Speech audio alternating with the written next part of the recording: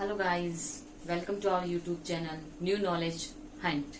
आज हम डिस्कस करेंगे computer fundamental topic. Computer fundamental के अंदर हम डिस्कस करेंगे what is computer and evolution of computer. Now computer computer comes from the word compute compute means to do calculation करना।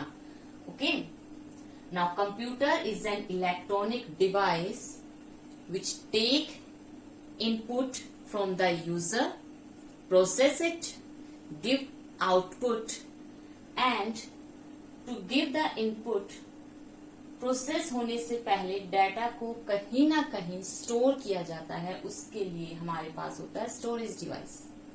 इसी तरह से आउटपुट शो करने के लिए भी हमें अपने डाटा को पहले कहीं ना कहीं स्टोर करना पड़ता है। उसके लिए भी यूज होता है हमारा स्टोरेज डिवाइस। तो इनपुट, प्रोसेस, आउटपुट और स्टोरेज, ये सभी मिलकर एक कंप्यूटर को डिफाइन करते हैं। कंप्यूटर आज लाइफ के हर पार्ट में यूज होता है। लाइफ में ऐसा कोई भी पार्ट नहीं है जहां पर कंप्यूटर का यूज नहीं होता। चाहे एजुकेशन हो, चाहे रिसर्च हो, चाहे इंडस्ट्रीज हो, कोई भी ऑर्गेनाइजेशन हो, आज कंप्यूटर के बगैर अपना वर्क नहीं कर सकते। Okay, now evolution of computer. आज हमारे पास जो कंप्यूटर्स हैं वो स्टार्टिंग से ऐसे नहीं थे। स्टेप बाय स्टेप इस इंडस्ट्रीज में इम्प्रूवमेंट, एडवांसमेंट होती गई और आज हमारे पास जो कंप्यूटर है वो हमारे पास आए हैं। तो सबसे पहले जो कैलकुलेटिंग डिवाइस था वो था हमारा एबेकस।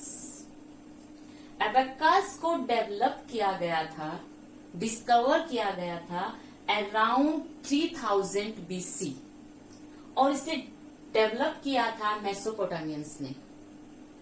इसका यूज किया जाता था एडिशन और मल्टीप्लिकेशन के लिए। आज भी हम इसका यूज करते हैं एडिशन, मल्टीप्लिकेशन और सब्ट्रैक्शन, फास्टली कैलकुलेशन करने के लिए। आज भी जो यंगस्टर्स हैं एबेकस का यूज करते हैं, मैन्युअली एडिशंस करना। इसके अंदर क्या होती थी, हमारे पास रोड्स होती थी और रोड्स के अंदर क्या होते थे, बीड्स होते थे। उन बीड्स की रिप्लेसमेंट से ही क्या होता था, हमारे पास कैलकुलेशंस होती थी। तो एबेकस हमारे पास फर्स्ट कैलकुलेटिंग डिवाइस था। ओके, नाउ इसके बाद हमारे पास आए Napier's, logs and bones. In 1617 John Napier ने हमें कॉन्सेप्ट दिया लॉगरिथम्स का। इसके लिए उन्होंने नंबरिंग रोड्स बनाई।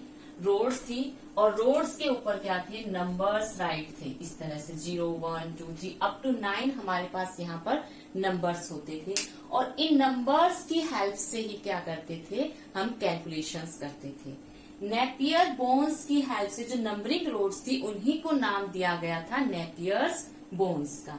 इन्हीं की हेल्प से हम मल्टीप्लिकेशन और डिवीजन बहुत फास्टली कर पाते थे इन नंबरिंग की रिप्लेसमेंट से। हमारे पास 10 स्ट्रिप्स होती थी इस तरह से, जिन पर नंबरिंग राइट होती थी और एक स्ट्रिप होती थी हमें जिस नंबर से मल्टीप्लिकेशन करनी है उसके लिए। ये भी हमारी मल्टीप्लिकेशन और डिवीजन को फास्टली करने में हेल्प करता था। एक तरह से एबेकस और नेपियर, लॉग्स एंड बोन्स जो थे वो क्या थे, कैलकुलेटिंग डिवाइस थे, जिनका use calculation, addition, subtraction, multiplication और डिवीजन के लिए किया जाता था। इसके बाद हमारे पास आया इन 1642 ब्लेज पास्कल ने एक एडिंग मशीन का डिजाइन किया और उस एडिंग मशीन को ही नाम दिया गया था पास्कलाइन।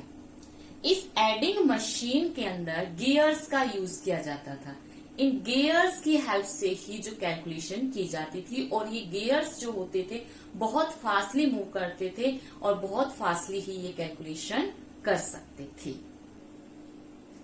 पास्कलाइन मशीन जिसका यूज किया जाता था एडिशन और सब्ट्रैक्शन को क्विकली करने के लिए, उसी टास्क को एक्सटेंड करते हुए in the year 1673 गोटफ्राइड लेibniz ने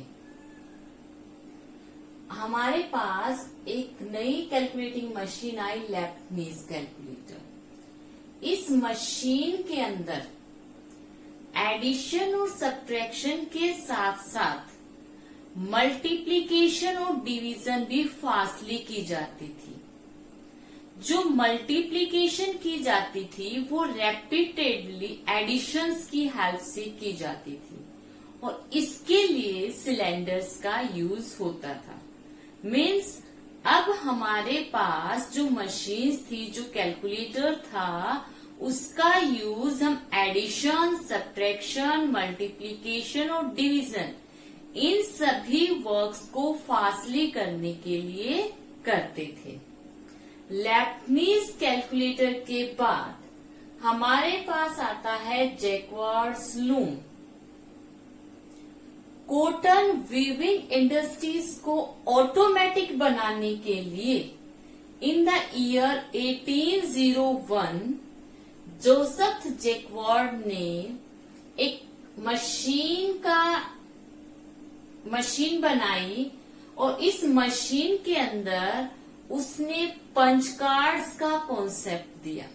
मिस कभी भी अगर ये पॉइंट आता है कि पंच कार्ड्स किसने डेवलप किए, who developed the punch cards, तो पंच कार्ड्स डेवलप किए थे जोसेफ जैक्वार्ड ने।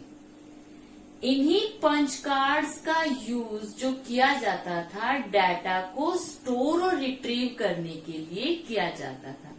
मीन्स अब हमारे पास पहले कैलकुलेटिंग डिवाइसेस थे जिनका यूज एडिशन, सब्ट्रैक्शन, मल्टीप्लिकेशन और डिवीजन के लिए किया जाता था। अब हमारे पास जैक्वार्ड लूम्स की हेल्प से हम अपने डाटा को एक डिवाइस पर क्या कर सकते थे, स्टोर कर सकते थे और उसी डिवाइस से हम अपने डाटा को एक्सेस कर सकते थे और उस डिवाइस का नाम क्या था, पंच कार्ड्स। जैक्वार्ड लूम के बाद कंप्यूटर इवोल्यूशन में सबसे इम्पोर्टेंट वर्क जो हुआ था वो हुआ था डिफरेंस इंजन और एनालिटिकल इंजन का development. In the year 1822, Blaise Pascal ने डिस्कवर किया डिफरेंस इंजन का।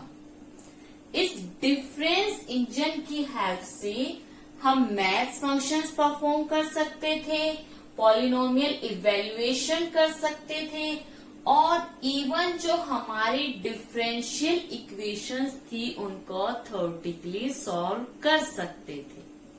मीन्स हमारे मैथमेटिकल प्रॉब्लम्स को सॉल्व करने के लिए ब्लेज पास्कल ने डिफरेंस इंजन को डेवलप किया और उसी वर्क को फर्दर एक्सटेंड करते हुए उन्होंने 1833 में एनालिटिकल इंजन बनाया और इस एनालिटिकल इंजन की हेल्प से हम सभी arithmetic operations, all 4 arithmetic operation means addition, subtraction, multiplication और डिवीजन, हम सभी फास्टली परफॉर्म कर सकते थे। इन एडिशन ऑपरेशंस के साथ साथ, इन अर्थमेटिक ऑपरेशंस के साथ साथ हम कंपैरिजन भी परफॉर्म कर सकते थे। मीन्स किसी भी चीज को less, greater, less than equals to, greater than equals to check करना था। तो ये सभी कॉन्सेप्ट भी एनालिटिकल इंजन के अंदर डाले गए थे। इसके साथ साथ ब्लेज पास्कल ने सेंट्रल प्रोसेसिंग, स्टोरेज और इनपुट आउटपुट का कॉन्सेप्ट भी हमें प्रोवाइड किया। इवन इन्होंने जो एनालिटिकल इंजन बनाया था ये जस्ट एक थ्योरेटिकल कॉन्सेप्ट था, एक्चुअली ऐसी कोई मशीन बनी ही नहीं थी। इन्होंने जस्ट थ्योरेटिकल कॉन्सेप्ट दिया था, बट इस थ्योरेटिकल कॉन्सेप्ट्स का आगे जाकर फर्दर कंप्यूटर इवोल्यूशन में बहुत बड़ा इम्पोर्टेंस थी। और इन्हीं एनालिटिकल और डिफरेंस इंजन में इन्होंने जो कॉन्सेप्ट दिया स्टोरेज का, प्रोसेसिंग का, इनपुट आउटपुट का, और इन्हीं कॉन्सेप्ट्स को आगे फर्दर कंप्यूटर डेवलपमेंट में यूज किया। इसी कारण से इनको जो कहा जाता है father of modern computers, father of modern computers.